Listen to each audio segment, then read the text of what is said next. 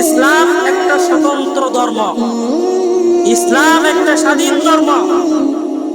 ইসলাম নিজস্ব নীতিমালা আছে, ইসলাম নিজস্ব বৈশিষ্ট্য আছে। ইসলামের সাথে কারো কোনো ধর্মের তুলনা করা যায় না।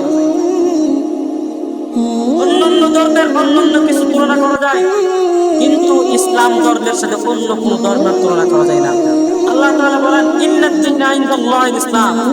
ইসলাম হলো একটা পূর্ণাঙ্গ জীবন ব্যবস্থা। আল্লাহ রাসূল সাল্লাল্লাহু আলাইহি ওয়াসাল্লাম বলেন, قال رسول الله صلى الله عليه وسلم الزمان قد استدار كهيئة يوم خلق السماوات والأرض السنة 12 شهرا منها 4 حرم।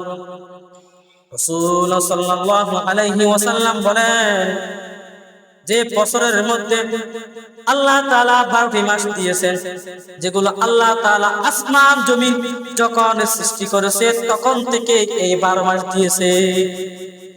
তাহলে আল্লাহ তাআলা এই 12 মাসের কথা বলেছেন। এখন এই 12 মাস কি? এই 12 মাসগুলো কি কি? এই 12 মাস হলো মুহররম, সফর, রবিউল আউয়াল, রবিউল সানি, জুমাদুল আউয়াল, জুমাদুল সানি, রজব, শাবান, রমজান, শাওয়াল, জিলকদ, জিলহজ।